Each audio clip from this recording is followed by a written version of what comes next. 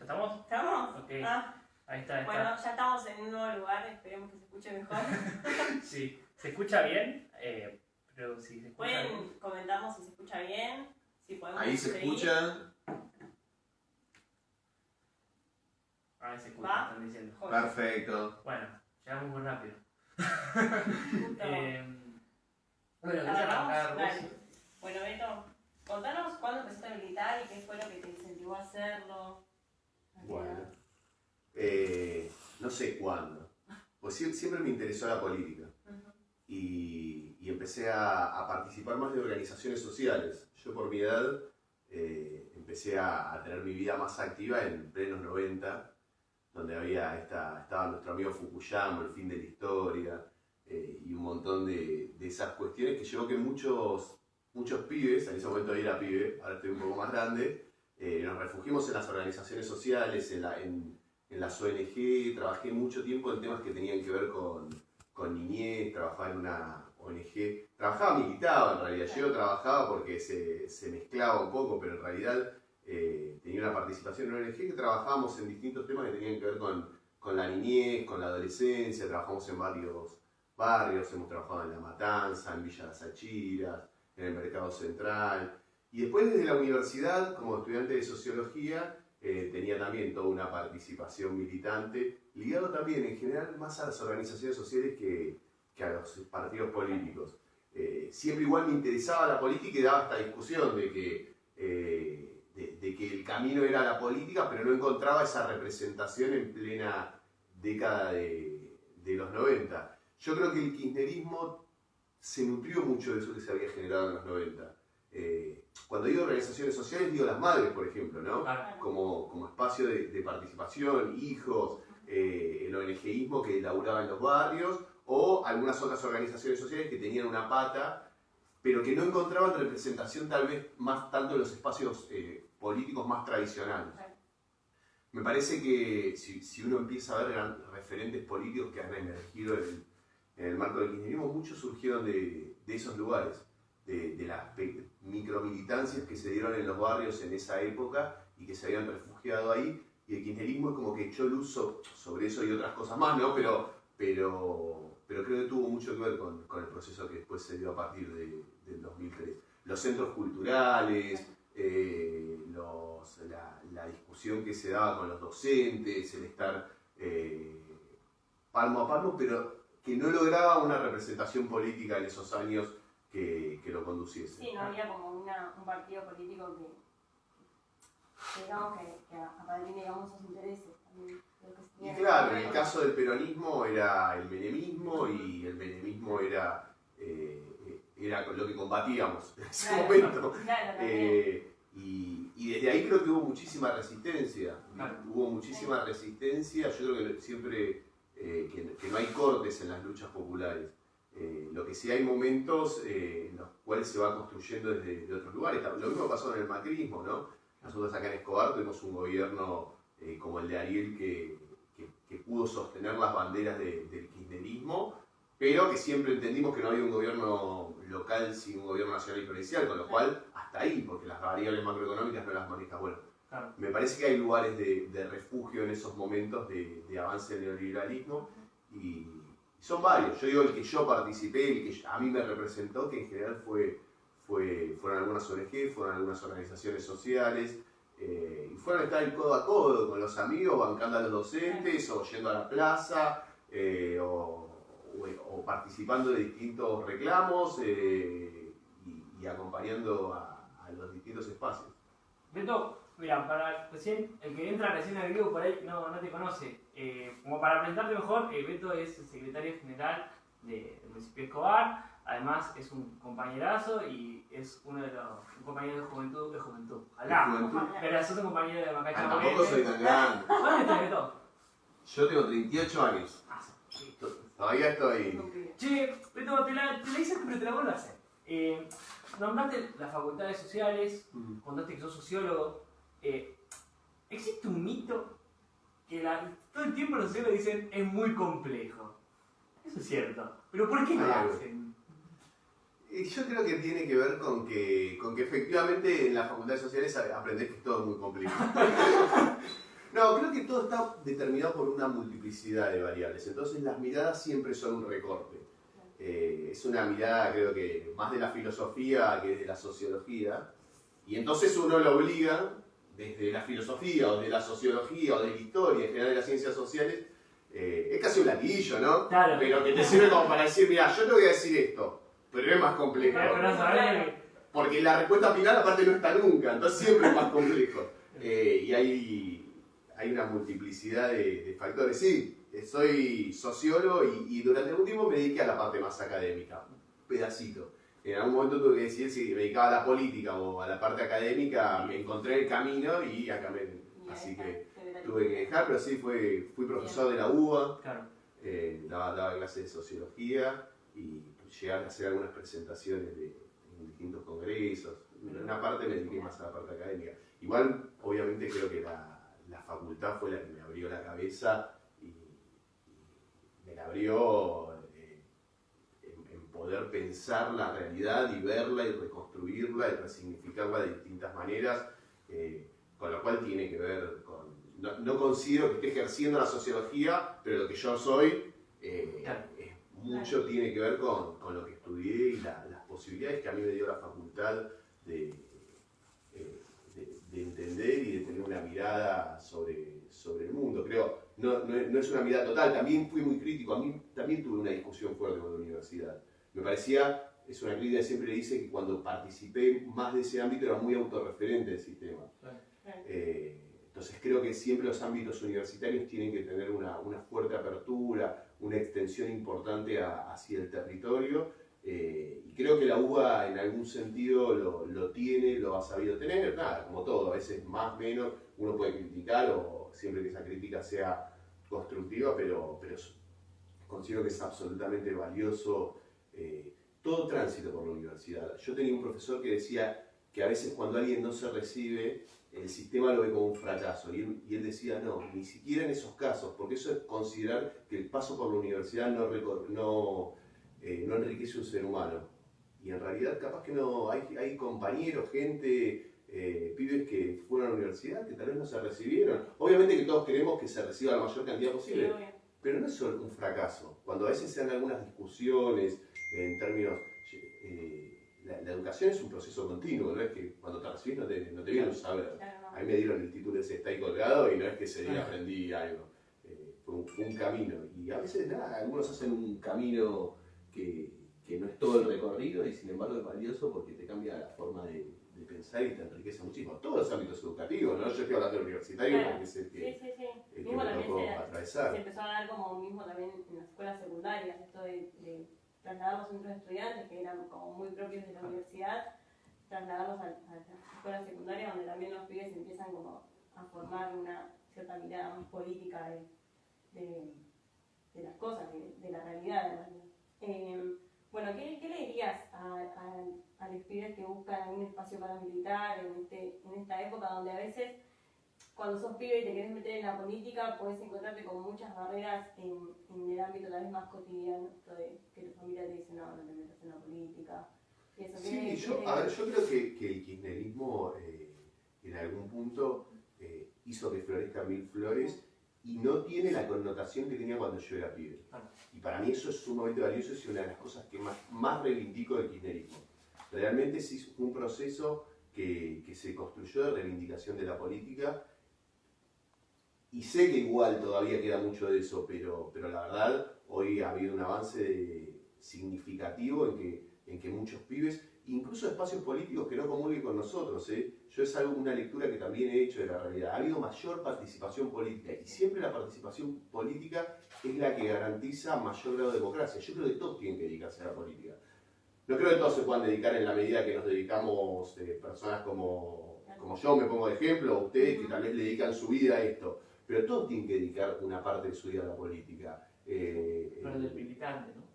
Pero aparte el hombre es un ser político, por definición. Y aparte, no dedicarte a la política, no hacer política o mirar para otro lado es hacer política, es una elección.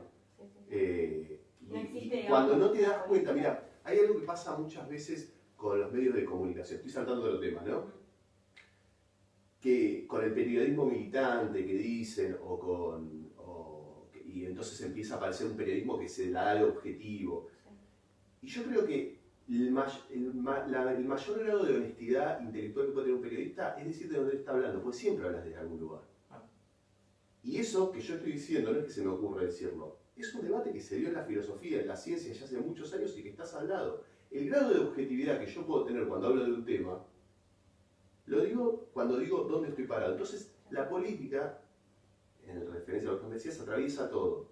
Cuando vos no te das cuenta, ahí es el problema. Porque estás haciendo política sin darte cuenta. Entonces, no hay una acción positiva sobre lo que vos decís o hacés.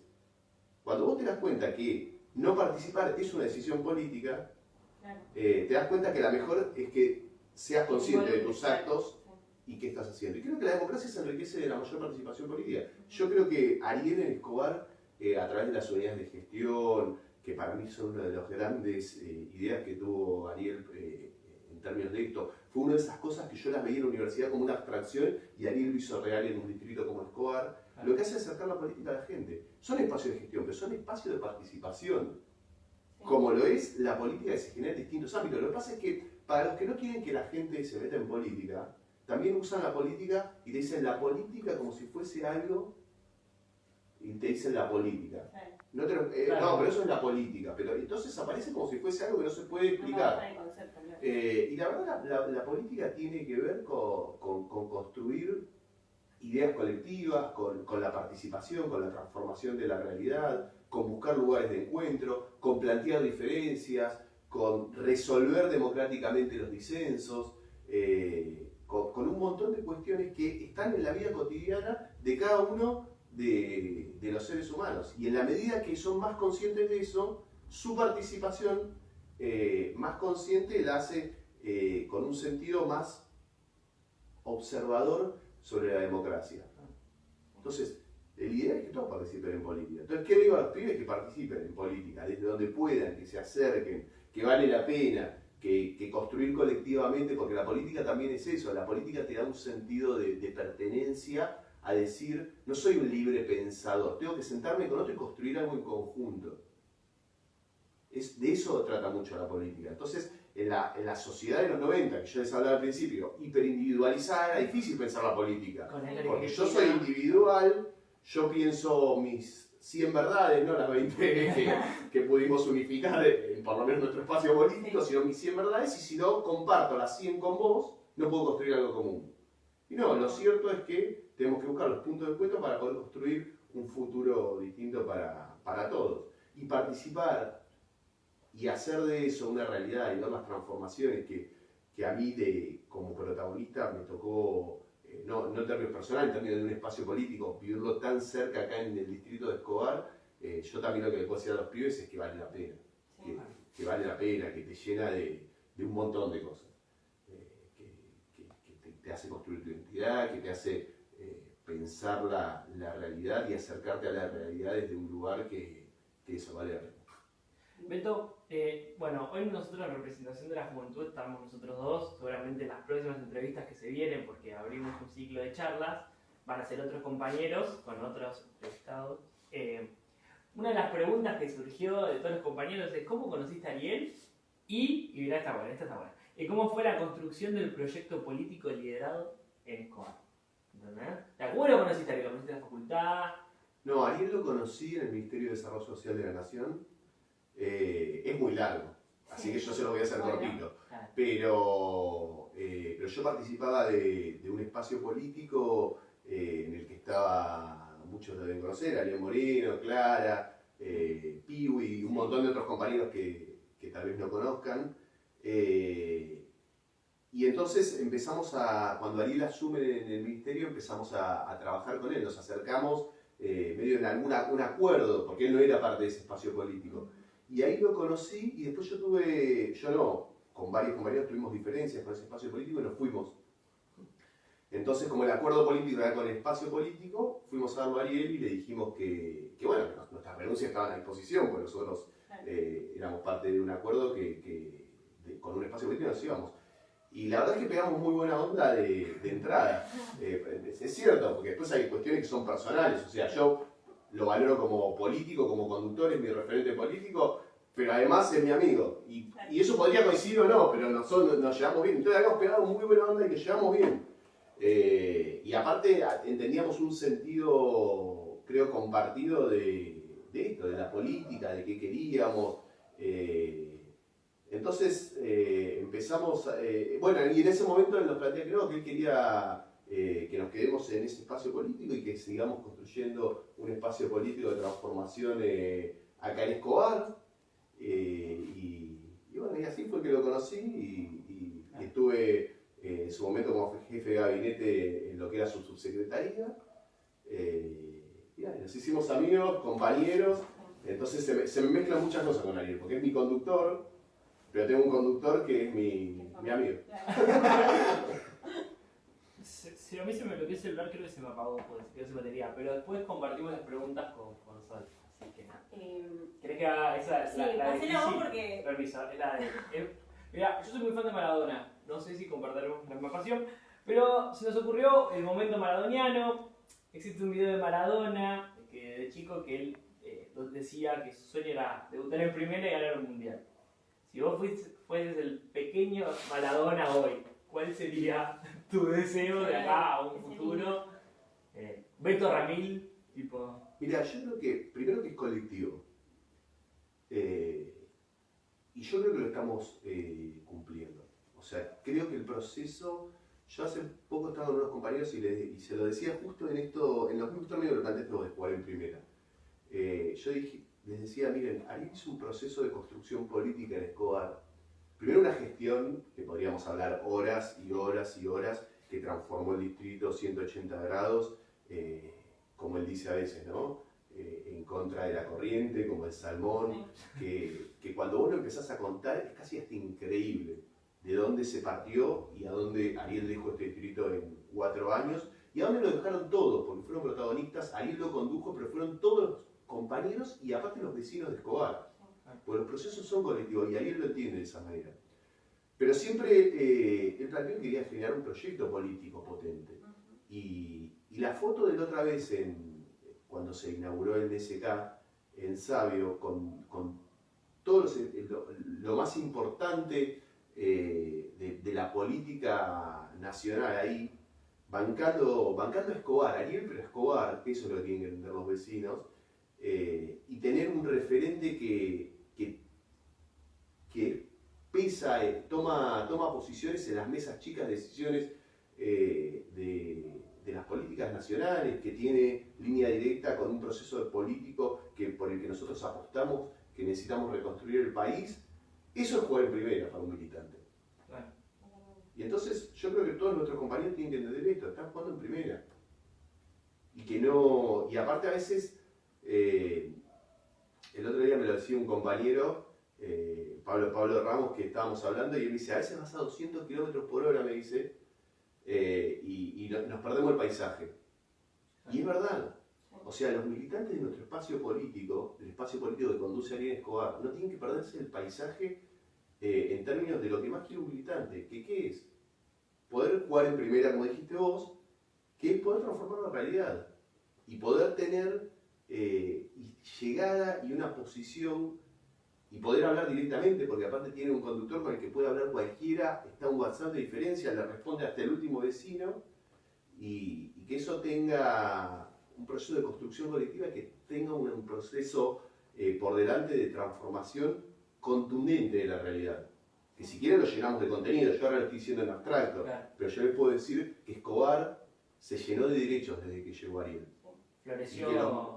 Sí, y que los militantes se lo tienen que, también cada compañero, del primero al último, se tiene que anotar como una cocarda, tiene que poder decir, yo fui protagonista de este proceso de transformación, y que no se queda en Escobar aparte, que esa es la otra parte que decía antes, sino que tiene un volumen provincial y nacional, en proceso con construcción con otros compañeros de otros distritos, ¿no?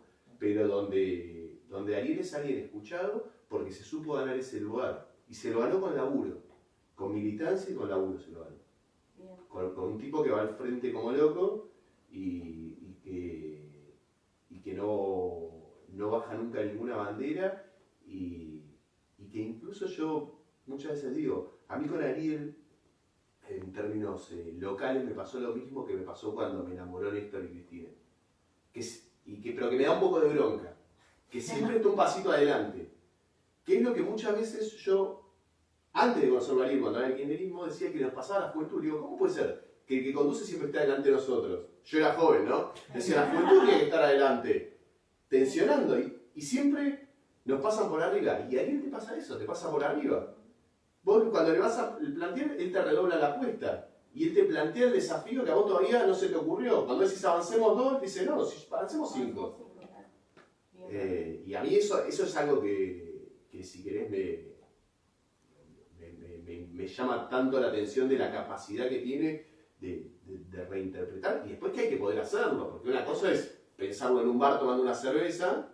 Y la otra cosa es que atar todos los cabos para efectivamente poder agarrar una clínica como el SK, municipalizarla en el marco de una pandemia y ponerse, perdón la palabra, todo ese quilombo al hombro y llevarlo para adelante y sacarlo adelante con un equipo de salud que nos sacamos el sombrero como laburo, pero con la conducción de Ariel, que fue el que lo llevó.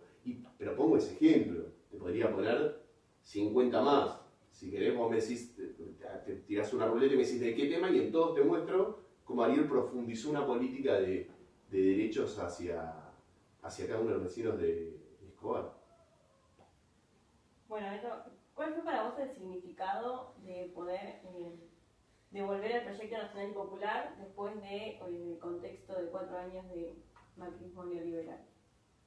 Y de profunda alegría, porque mirá, todo lo que te cuento que pasó en estos 4 años es una locura cuando uno piensa que no tenía un gobierno nacional y provincial en el mismo sentido. Y yo me acuerdo el día que ganamos las elecciones en el 2015, que era una sensación rarísima. Porque yo no sé si ustedes se acuerdan, pero no era previsible que perdiésemos. Claro. O sea, ni siquiera que te la venías venir. Fue como que vino una ola amarilla, nosotros dijimos en ese momento, y nos comió. Sí. Entonces, la verdad que ese día uno estaba... Porque por un lado, habíamos llegado con el barco al puerto que queríamos llegar, que era llevarlo a ir a la Intendencia, con un compromiso con los vecinos, con muchísimos sueños. Y yo te digo la verdad, yo con muchísimo miedo en ese momento, pues si ahora no vamos a poder hacer nada. Si viene un gobierno que sabíamos que iba a hacer, por eso digo que es tan valioso lo que pudo hacer Ariel. Ariel pudo cumplir con lo que planteó para Escobar, con el viento absolutamente en contra. Por eso es doblemente valioso. Ayer me decía una compañera que vino acá con Laura Alonso, y te contábamos un poco, no la veía hace mucho porque había trabajado con nosotros en ese momento en el ministerio, y dice, ¿y lo hicieron todo en estos 4 años? Sí, claro. Y sí, fue increíble. Pero lo que me pasa con esto es que me llena de esperanza, y también me parece que de compromiso y de un desafío. O sea, hoy tenemos un gobierno nacional, provincial y municipal en sintonía, y tenemos que estar a la altura de la confianza que el pueblo deposita en nosotros. Me parece que eso implica muchísima responsabilidad, muchísimo compromiso. Y obviamente no somos ajenos a lo que está pasando de la pandemia, que lo complica todo esto aún más, y es una situación difícil, muy compleja. Muy compleja, un país devastado, que aparte le agarra una pandemia. No es lo mismo que agarra una pandemia en esta situación, que era una situación de un país que estuviese funcionando de otra manera. Claro. Es una variable que uno siempre, por eso siempre es más complejo, es otra variable para una pandemia. Es más complejo. Y que igual y de todas formas confío absolutamente en quienes conducen con el presidente, el gobernador y el Ariel, que lo vamos a sacar adelante, entre todos, poniendo el cuerpo a todos. Creo que también la pandemia, en términos políticos, nos genera, hay un sentido de oportunidad que uno tiene que ver en cada problema.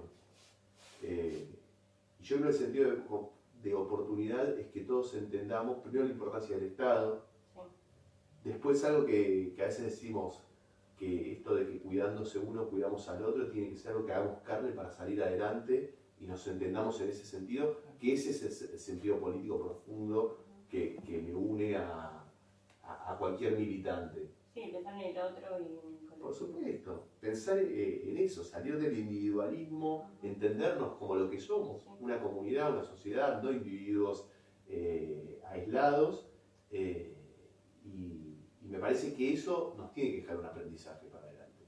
Y ese aprendizaje es el que nos tiene que dar aún más fuerza para sacar a la Argentina adelante. Entonces, la verdad es que me parece que también hay una oportunidad, se generó muchísimo encuentros de la gente a pesar del aislamiento, entonces se empezaron a realizar, mirá lo que decíamos antes, perdón que vuelvo para atrás, empezaron a hacer política un montón de actores que no hacían política, porque la necesidad de encontrarse ante la situación, por ejemplo, los distintos sectores del comercio que nosotros encontramos, entonces se juntaron, ¿quiénes?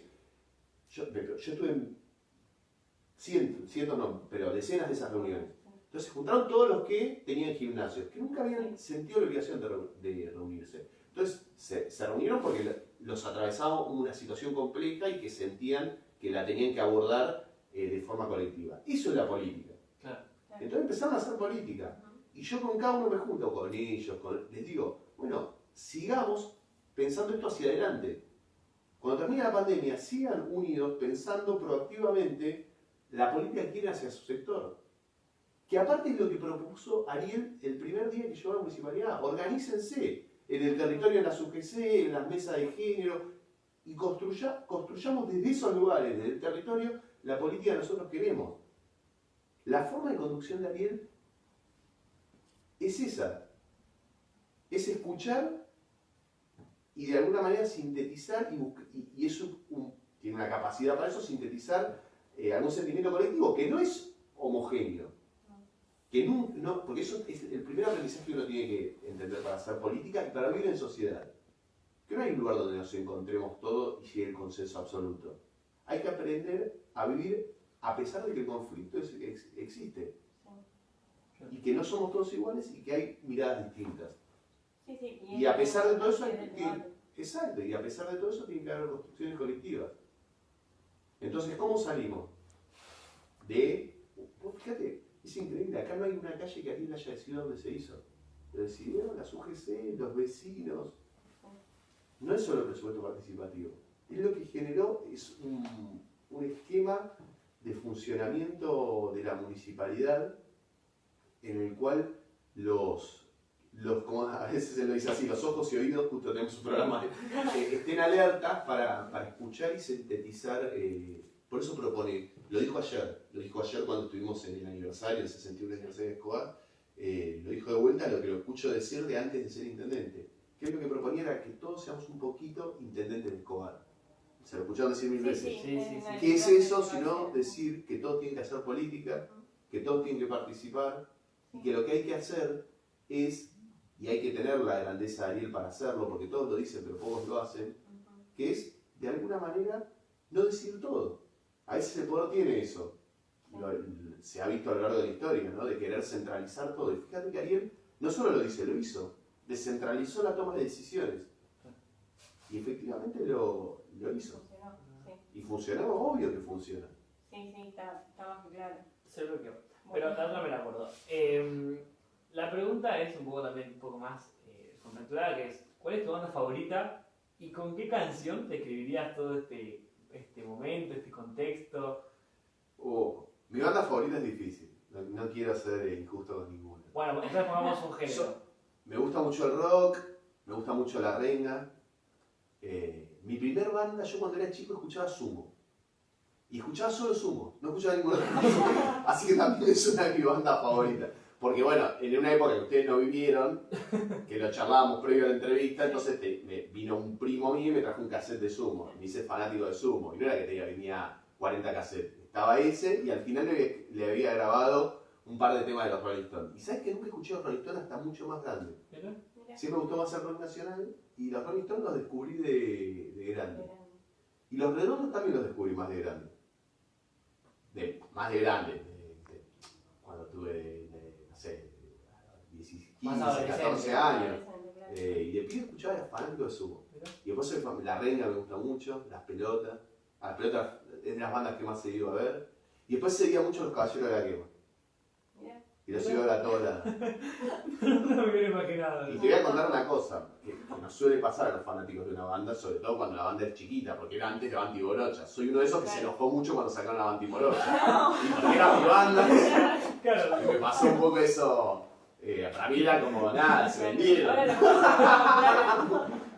Me pasó mucho. ¿Y con qué canción describimos este momento? ¿Para Banti Morocha? Sí, bueno, podría ser una Banti Borocha. No, no sé, me parece que me cuesta.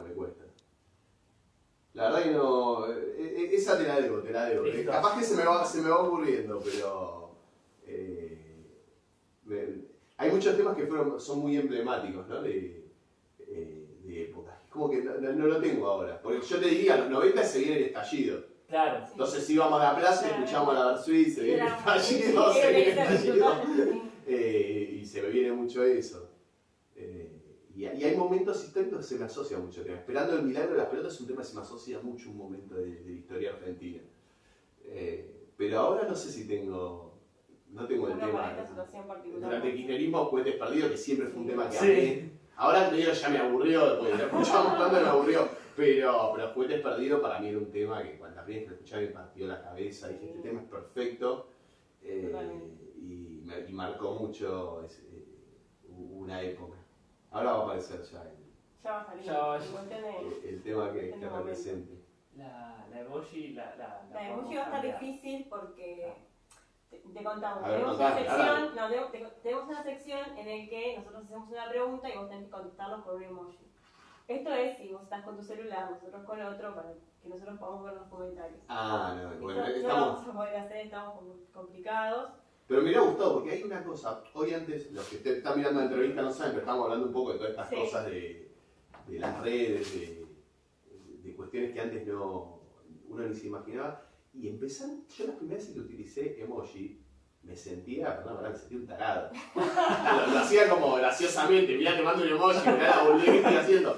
Y viste que lo naturalizamos. Sí, totalmente. Ok. La carita así. La carita. Viste, cada uno aparte tiene los emojis que más usa. Yo uso mucho el de la carita así, el que es así. Stickers, ¿no? No, sticker, veo muchos graciosos, pero no uso, no lo uso habitualmente. Cada tanto mando uno, pero porque me lo mandaron me causó gracia y puede ser que lo mande. Pero emoji sí me acostumbré bastante a enviar. Y aparte, el emoji, el lenguaje no es todo para el ser humano. Sí. Entonces el emoji empieza a generar algunas formas de manifestar algo que no lo reemplaza el discurso.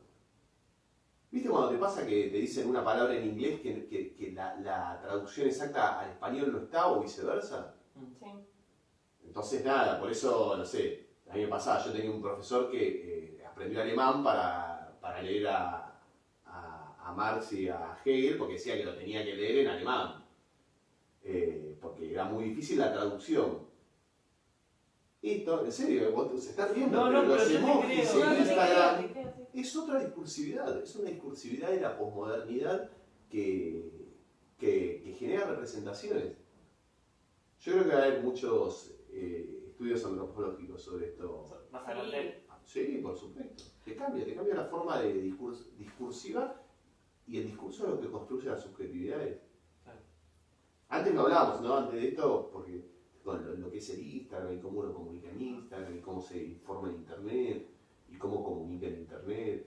Y Sí, cómo eso también es saber cómo tenés que comunicar para que tenga más llegada. O sea, te va marcando el eje, la manera de decir. Y bueno, mirá, a mí me costó muchísimo. Porque yo no empecé a tener redes recién cuando empecé esta gestión. No tenía redes. El 10 de diciembre de 2015 yo empecé a tener redes. Mirá. Antes no tenía. Si buscan mis redes van a ver que no había antes. Creo que el Facebook estaba abierto, pero lo había abierto porque una vez me mandaron unas fotos, pero hacía que no había ninguna publicación. Y al principio me costó mucho. Yo sociólogo, yo estaba acostumbrado a escribir mucho. Yo no te digo algo cortito. Yo me pongo a escribir y necesito tiempo. Y los tiempos son otros. El problema es que cuando vos querés hablar con un otro, vos no podés decir yo hablo así. Vos tenés que construir, y más cuando haces política, formas discursivas que interpelen al otro. Entonces me costó. Y después, entonces Facebook, nada, yo escribía choclos que nunca nadie iba a leer. Y en Instagram peor. Tenés que ser más cortito. Y tenés que ir al hueso. Y tenés que poder transmitir algo que es lo que vos querés transmitir. Entonces te va cambiando las formas discursivas de pensar y de relacionarte con el otro. Porque en definitiva terminás relacionándote, no solo cuando te relaciones con las redes, porque después te cambia vos cómo hablas. Claro. A mí me pasa con mi hija. Mi hija va a hablarme. Que es otro chip, digo. Claro. Ya nacieron como con algo ya súper incorporado. Claro. La idea era que con un emoji respondas esta pregunta. A ver. ¿Cómo ves Escobar en este cambio de las políticas sostenibles? Y qué demandan estos tiempos? ¿Qué demandan estos tiempos con la política sostenible? ¿Y eso lo tenía que responder con un emoji? Eso tenés Iba a estar complicado. O sea, era menos compleja la pregunta. Creo que la puse más compleja yo.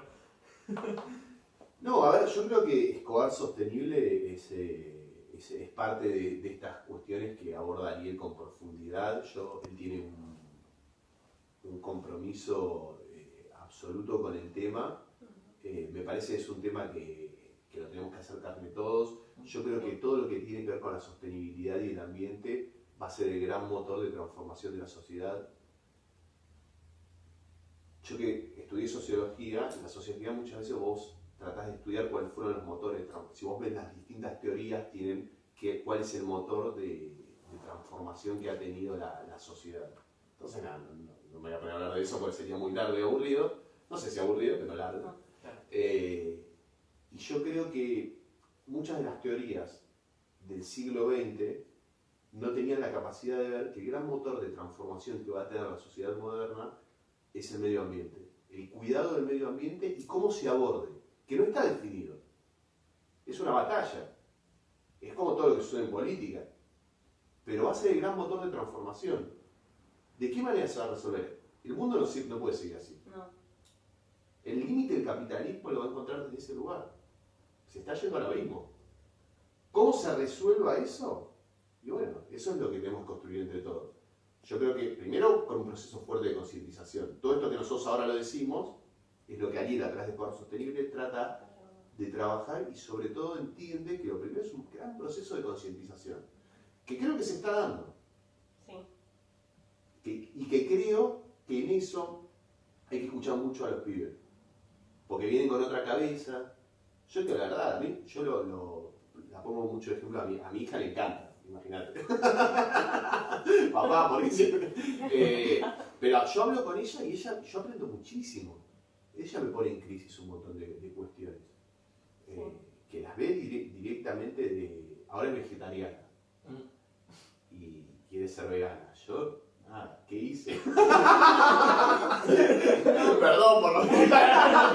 Yo del asado, ¿viste? Para mí el asado es lo más grande que hay, aparte es un momento de compartir. Y la verdad es que al principio, ¿viste? Hasta en las conversaciones discutimos de algunas cuestiones en el sentido positivo.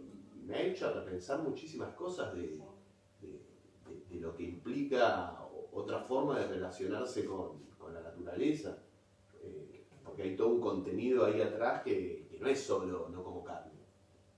No, es pensar al otro como un ser vivo y respetar que Sí, por supuesto. Y también creo que con todo esto de la sostenibilidad y demás, o sea, se está planteando un nuevo paradigma, esto de que se está poniendo el eje en otro lado, en el sentido de que decís, bueno, tenés nos inculcaron tanto, digamos, el consumo de carne, esto de consumir, que después en el momento en el que se empiezan a ver otras cuestiones, te está corriendo un poco esto, ¿entendés? Te está permitiendo, nos permite a todos, a los jóvenes y también a los adultos, esto de cuestionarnos, esto de decir, che, ¿qué onda? Porque no, pero aparte, lo que es, no sé, yo cuestiones que, aparte, no sé, yo desconocía. Claro. la industria cárnica, cómo funciona, lo mal que le hace al medio ambiente, cómo eso, la verdad no se me había ni ocurrido. Claro. Capaz que ahora hay alguna vez, ¿cómo nunca lo pensaste? No, yo no había pensado que la contaminación que genera. Entonces lo hablo con, yo tengo un gran amigo que vive en el campo, y me dice, sí, para criar una vaca necesitamos tantas hectáreas, deterioramos tanto, tiene cuestiones que salen incluso de lo que vos decías, del cuidado del animal, o lo que vos podés plantear de si hay que matar un animal para comer, sino ya del cuidado del medio ambiente, lo plantea él. Claro. De lo que deteriora el medio ambiente una vaca y lo que implica en el consumo y lo que deteriora en el ambiente el producto,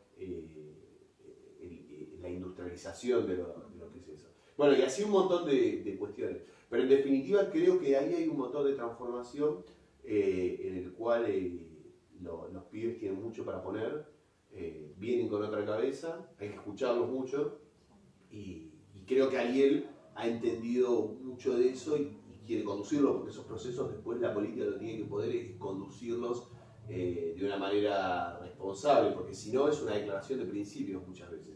Y Ariel no quiere hacer una declaración de principios. Ariel quiere hacer un proceso de transformación que sabe que es a largo plazo, que por eso, y no es casual, lo plantea en el marco de pensar los próximos 40 años de Escobar, como por plantear algo que no es algo que se pueda resolver en una gestión y está absolutamente claro. Y creo que es parte de los grandes debates que se vienen, que nos van a suceder incluso hacia adelante. Bueno, vamos con la última pregunta, ¿te parece? La última. Mira, la idea para romper el hilo, para cerrar ya, es definir con una palabra. Nosotros vamos a decir un personaje, una persona, Dale. y vamos a tener que decir solamente una palabra que tenés que definir. Arranco yo, te son salteadas. Dale. Yo voy a elegir a Ariel Sujarchuk, con una palabra.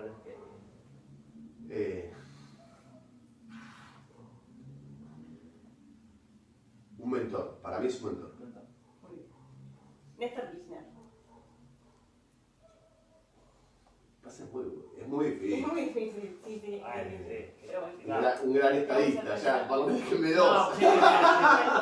Un gran estadista, un genio, un tipo que le devolvió el sentido político a la sociedad. Para mí eso, para mí por eso no es la segunda vez que lo digo, porque para mí es una de las cosas que más hay que reivindicar del kirchnerismo. Después hay cuestiones puntuales, concretas, podemos hablar horas también, Sí. pero le devolvió la política a la sociedad. Y una sociedad despolitizada es una sociedad esclavizada. Totalmente. ¿Otro más? Al Boys.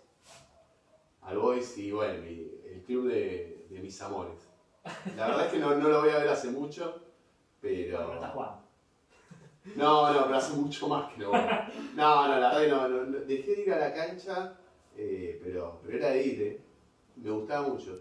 Igual te digo la verdad, a mí siempre lo que me tiró es lo mismo que estamos hablando de la vida social y de lo comunitario. Y a mí lo que más me gusta de Boys es que es un club de barrio, no deja de ser un club de barrio. Entonces vos ahí sos protagonista de lo que pasa. Nosotros hemos hecho asado para hacer una tribuna. O sea, realmente es lo que me gusta, siempre me gustó, soy fanático del gol, pero lo que me llama mucho es el fútbol de ascenso. Sin ir en contra de los compañeros que son de River Boca, pero como que eso es como algo muy grande, no sé, como masivo, lo veo como, no sé, me voy a ganar muchos enemigos, pero lo veo más comercial, no sé, le veo una faceta más. El otro lo veo más, es el barrio, ¿viste? Y es el barrio, yo qué sé, vos te juntás a comer asado con los jugadores se tomaban el bondi donde nosotros paramos a tomar cerveza. Le pasan cosas más. Les voy a contar, miren, una anécdota que se van a reír mucho. Una vuelta estaba en Rosario, que jugábamos con Central Córdoba. No voy a decir el nombre del jugador, igual acá no sé si lo van a conocer. Entonces le dijimos, no importa, no quiero decir el nombre, me pone Pepe. Entonces dijimos, Pepe, una foto, que nos queríamos sacar una foto, ¿no? ¿Qué hizo? Pepe, se llamaba de otra manera, agarró la cámara y nos sacó la foto, porque ni siquiera se cree en el estrella. No podía creer que quería una foto, fue una foto, agarró la cámara y sacó la foto. ¿Y qué hicimos nosotros? Que saque la foto. Sacó la foto, así que tenemos una foto sacada por este jugador. Que aparte es un jugador que después le fue bastante bien. Y jugó en un equipo de primera. Fue la foto. Che Guevara. Y el Che Guevara es alguien que yo admiro mucho. mucho, profundamente. La verdad es que, nada, creo que es un poeta de la vida, o sea, un tipo que, hay un libro que fue el primero que yo leí del Che, que se llama Un hombre que actúa como piensa. Nada, es un tipo que a mí me emociona, aparte de que se cumple el aniversario de su fallecimiento. Yo digo, la verdad, a esa, con el Che me pasa algo muy fuerte. Porque aparte de lo que representa, o sea, no es un hombre. El Che es una bandera, y no está mal que sea una bandera. Es una bandera que reivindica una forma de entender un montón de cosas para mí. Un montón de cosas, un tipo... la revolución cubana en sí misma tiene un sentido profundo y poético también. Digo, la verdad es que es casi un cuadro esa revolución. Y le veo algún problema, porque todas las revoluciones no pueden ser ese cuadro. Entonces, ojo, que también hay procesos que tienen otras realidades. Que no, por eso no son revolución. Claro, yo creo que hay algún también inconveniente en la idealización de todos los próceres. Te lo podría decir de San Martín. Porque cuando vos lo idealizás tanto, y yo te decir que fui alguien que lo conocía al Che idealizándolo, no es el sentido humano de San Martín, de Belgrano, del Che. Entonces, cuando entra en el sentido humano, es un dios, alguien que no tiene que ver, y no. Hay contradicciones, hay política real, hay discusiones. Ahí, perdón que lo vuelvo a nombrar en algún discurso que lo he escuchado decir en algún, no sé, ya no me acuerdo si 9 de julio, 25 de mayo, y lo plantea, en su discurso siempre plantea. Ojo que eran tipos de verdad, ojo que se discutía, ojo que la idea de la independencia no era un discurso único, había otros que pensaban otra cosa, había conflicto, había intereses, había rosca. Si no aparece, viste, como no, fue y están todos... Perfecto, todos de acuerdo. Y entonces la Revolución Cubana en algunos lugares, digo, para algunos pibes la idealizan tanto y no se dan cuenta que atrás había un montón de cosas. O sea, la Revolución Cubana no era posible porque estaba todo lo que había, y no es tanto que se suben 9 tipos a un barco y hacen una revolución. No, hay procesos, hay construcciones que son potentes. Pero después lo que tiene es que es un poeta. ¿Le podríamos decir con la palabra poeta? Poeta. Sí, es un poeta, pero con su vida. El otro... El otro... El último es un número al final. Sí, obvio. ¿Seguimos? ¿Cuál queremos? ¿El Chizo Napoli puede ser? Y un grande. Yo tuve la suerte de que un día cayeron acá, cayeron porque cayeron. Yo estaba muy nervioso porque venían a tocar acá. Y una cosa es que te toque la renga en San Miguel y vos vas y buenísimo, tocó la renga. Pero cuando tenés una responsabilidad institucional, debo admitir que tenía un poco de... No de miedo porque haya, sino porque una concentración de gente que nosotros no controlábamos. Y estaba muy nervioso. Pero cuando terminó me pude sacar una foto y la verdad, es una banda que a mí me gusta mucho, así que tengo un grato recuerdo de Chizo y el Tanque. El Tanque y el Tete, los tres me parecen 3 fenómenos. Aparte, el Tete, te voy a decir la verdad, me caen los 3 muy bien, pero el Tete es el que mejor me cae. Porque yo siento que el Tete lo siente mucho lo que hace. ¿Vos te gusta la renga?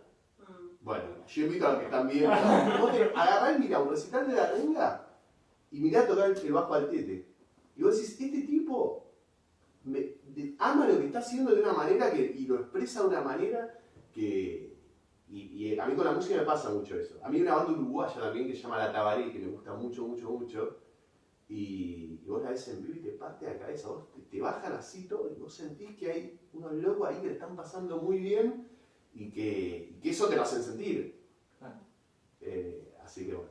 Eso. Grandes músicos. Yo te voy a decir Cristina. Y Cristina, una animal política, una bestia, alguien que tiene una capacidad de sorprender. Y la política no es sencilla, la política no es querer. La política es querer y saber cómo lograr construir un proceso en el cual, que eso es a veces lo que cuesta entender de la política a quienes no participan. Se creen que quien ocupa un lugar en la política puede hacer lo que quiere. Primero que no estaría bien, no estaría bueno que sea así. No, uno tiene correlación de fuerzas, tiene actores y lo que tiene es que poder llevar ese proceso social. Hay discusiones que se dan en una sociedad y si la sociedad no tiene madura esa discusión, uno no puede ser su deber ser, porque sería hasta... no estaría bueno en serio. Entonces hay que saber.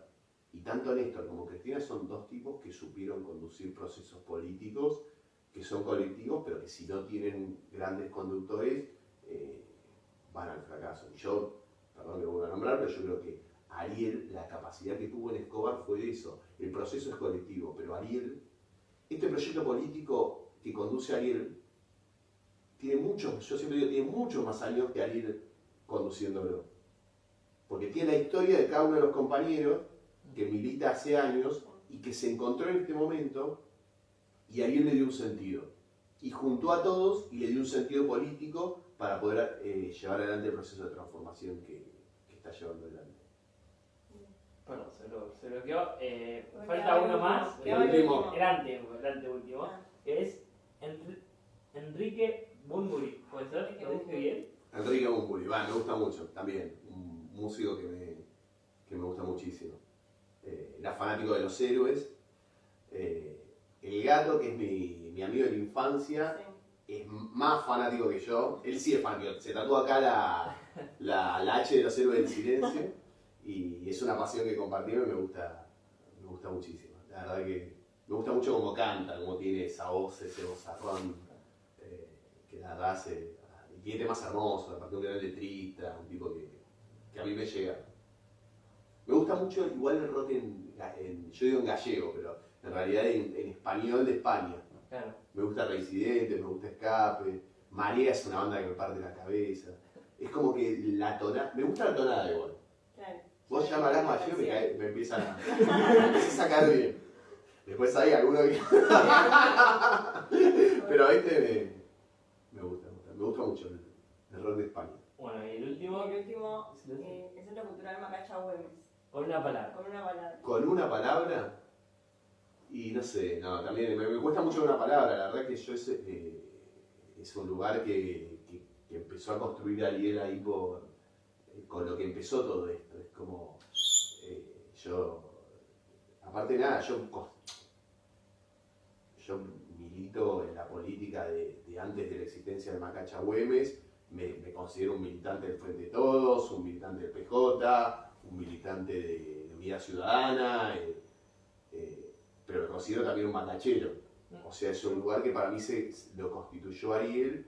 El espacio que conduce Ariel tiene muchos otros espacios, pero yo como militante siempre necesito estar en alguno que es el que yo estoy. Después, o sea, tenés relación con todos, pero y me siento, creo que tiene un sentido potente, que interpela a muchos actores que no vienen de la política, y para mí es lo más potente de un espacio político, interpelar a quienes no vienen de la política y traerlos a la política. Fíjate que durante toda la entrevista hablamos de esto, pero para mí lo más potente que tiene un espacio político es buscar la vuelta de cómo interpela.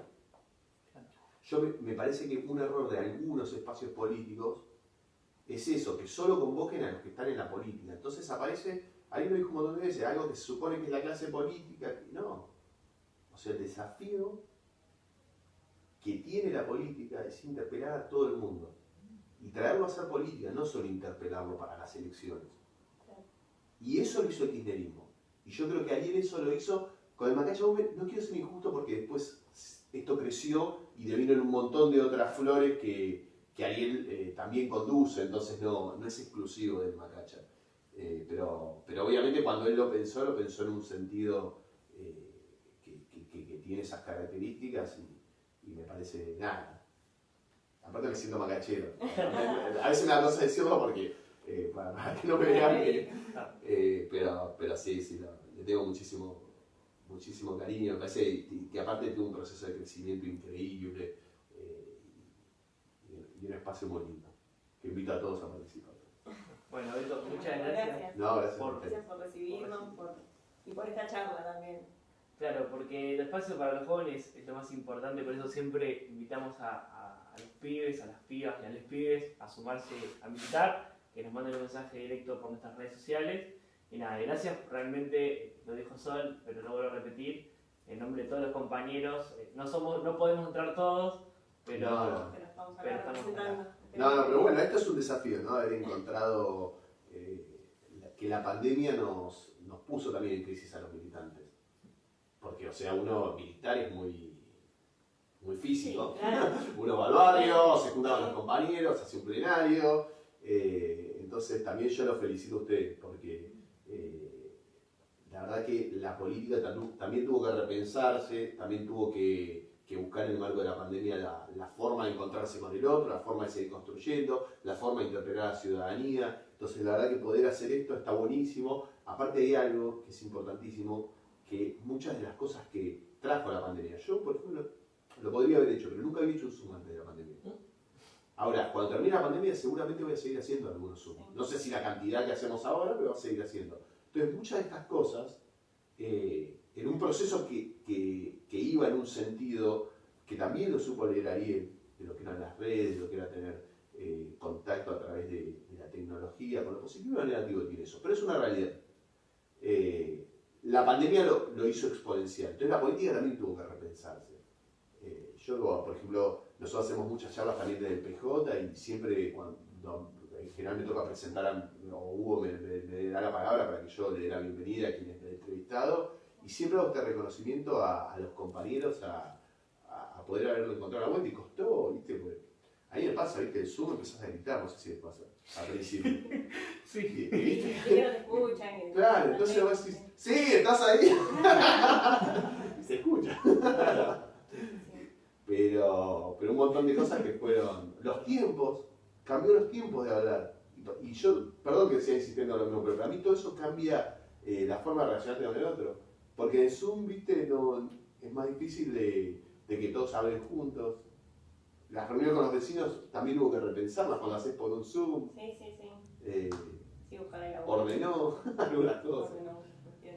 Igual prefiero lo físico. Sí, 1000 veces. No les voy a mentir. Pero también hay que ver lo positivo, de poder encontrarse por ejemplo, con compañeros que capaz no lo ves nunca, y poder hacer una reunión o escuchar esto, de poder escuchar a algunos compañeros que es complejo, que vengan acá toda la semana, vía Zoom, te da un montón de posibilidades que hay que saber utilizarlas. Así que felicitaciones a ustedes por haberle buscado la vuelta, por generar estos espacios y nada, y en realidad en una entrevista hablé mucho yo, pero después pensé que hay que generar ámbitos donde al revés, ustedes creo que tienen un montón de círculos. Yo el otro día me metí ahí de curioso porque me daba pudor meterme en la charla de Ariel con los jóvenes, porque no son por falta de juventud, pero me pareció que era muy potente las dos cosas, ¿no? O sea, primero que en el marco de la pandemia los pibes lo pueden escuchar directamente a Ariel, pero por otro lado, que él los puede escuchar a los pibes. Yo siempre lo charlamos, o sea, Ariel quiere tener una relación con los pibes directa, no se la puede mediatizar nadie.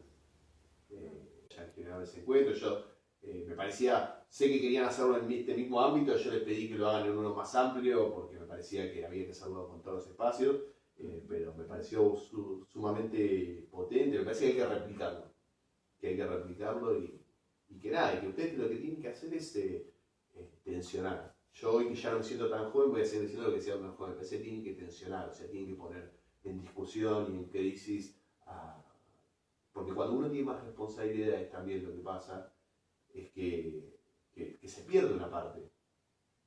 Entonces la juventud siempre tiene que ser el ojo y el dedo acusador que tiene esa capacidad de decir, pero ustedes están haciendo mal. Claro. Un poco para eso estamos los jóvenes. Y bueno, y Néstor en su momento los invitó.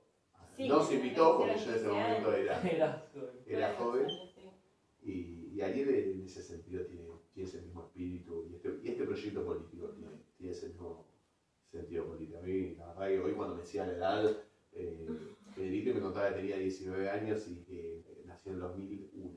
Yo no podía creer. Porque yo ya era grande, ¿no? Yo ya era grande. Pero bueno, la verdad nada. Gracias por la verdad, la pasé re bien. Bueno, me alegro.